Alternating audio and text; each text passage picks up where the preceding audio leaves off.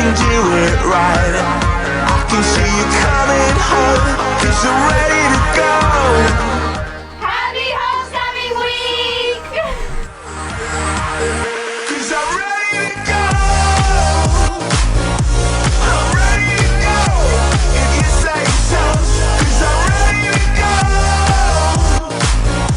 I'm ready to go. If you say so. 'Cause I'm ready to go. I'm ready to go. If you say so. 'Cause I'm ready to go.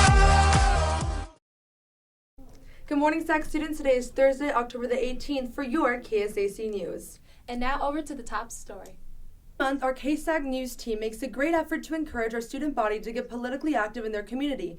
Yet a new law in North Carolina requires county election officials to hold voter registration drives on high school campuses each year, even before students are of legal age to vote.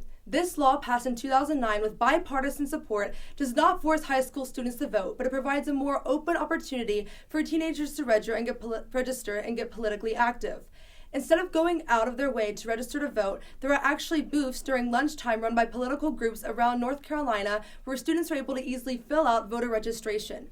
Now in Texas, we are able to register to vote if we are 17 years old and 10 months old. In 5 other states, however, teens are able to pre-register at the age of 16. Overall, this law in North Carolina was passed not to favor a political party, but to encourage citizens of all age groups to vote. North Carolina, in particular, is a swing state, so it's very important for all of its citizens to have as much voter participation as possible. Now, I know that we live in the great state of Texas, where we are not able to register to vote at the age of 16 or have voting drives at our schools. Yet, if you have already registered to vote, remember that early voting starts on Monday, October the 22nd until Friday, November the 2nd, and Election Day is on November the 6th. Remember, it is our responsibility as citizens not to complain, but to stand up for the values that are of most importance to us. So go out and vote for the candidates who will stand up for the issues that are of most importance to you. Now over to Jessica Renteria with your headline news. A 14-year-old Pakistani girl named Malala Yousafzai was shot on October 9th, last Tuesday, by the Taliban. The Taliban shot her in the head for speaking out about her beliefs for the support of educating women. Malala is considered to her people the daughter of Pakistan and a heroine. She is recovering in the UK hospital right now, and doctors are planning to remove the bullet from her shattered skull.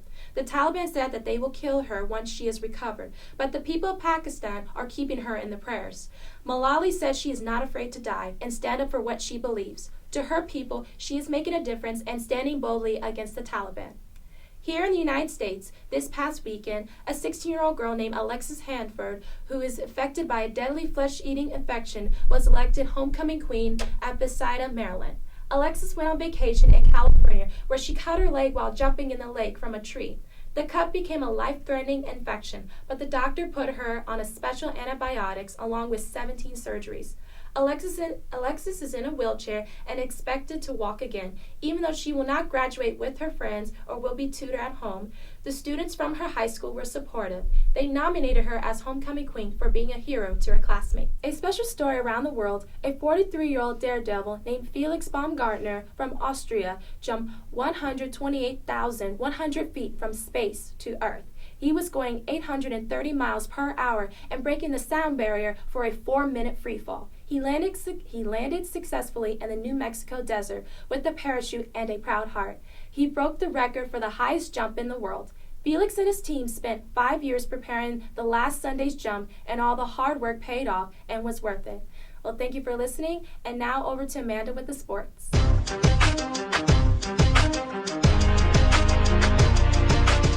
Hey everybody, it's Amanda Henderson with your KSAC Sports Report. Today we have the JV and freshman football teams playing Hyde Park at 5:30, so the team will be dismissed at 2:10.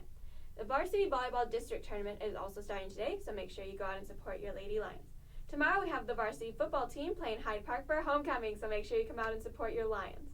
And Saturday we have the cross-country team going to Waco for their state tournament, so make sure you give them a good luck before they head out on Friday, as well as the varsity volleyball district tournament continuing on Saturday.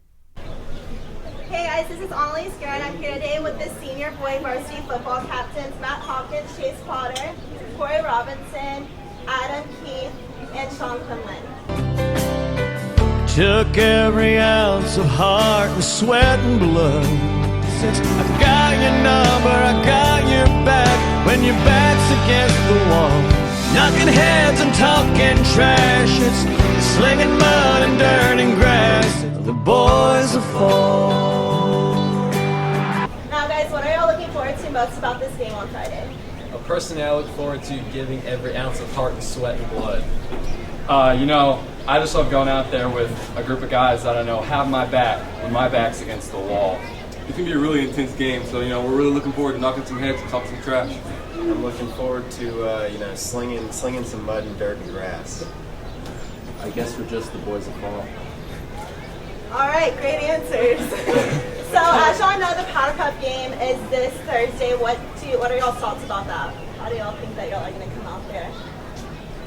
Are y'all I don't going want to to speak win? for all of us, but I think we're prepared to dominate. All right. Physically, emotionally, Spiritually. Great answer. All right. Well, thank you, everyone. Chase for Potter watching. 2012. Thank you, everyone, for watching. Charlie Have a great Hutchinson. day. Chase Potter.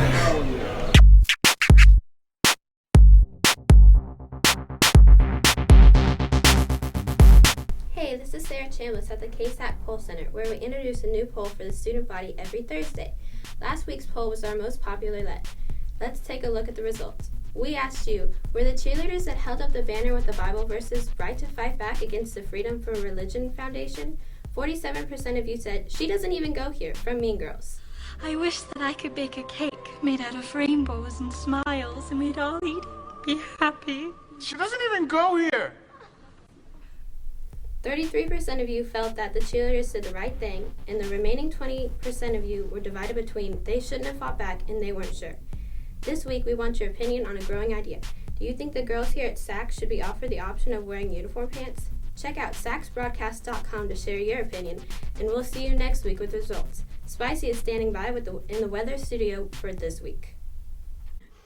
I'm Spicy, and I'm a beauty queen. And I'm Katie, and I'm a beauty queen. And here's your weather. There's gonna be a cold front coming in today. And there's going to be highs in the 80s and lows in the 60s and 50s. Thank you, and have a nice day. Now over to your random fact. Dollar make me holla, honey boo boo child. Hi, this is Kendall Cox, Aaron McAshan, and Lindsay Holland, filling in for Ronnie Harmon with your random fact of the day.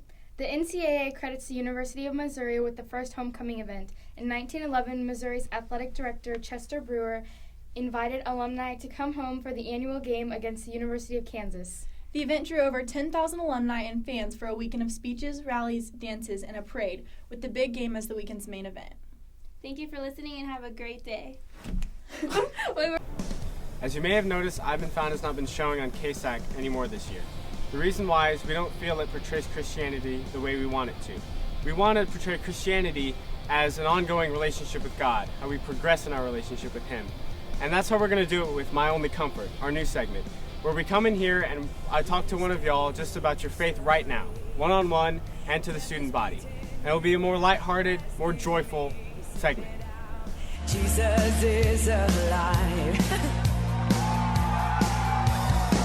The empty cross, the empty grave, life eternal.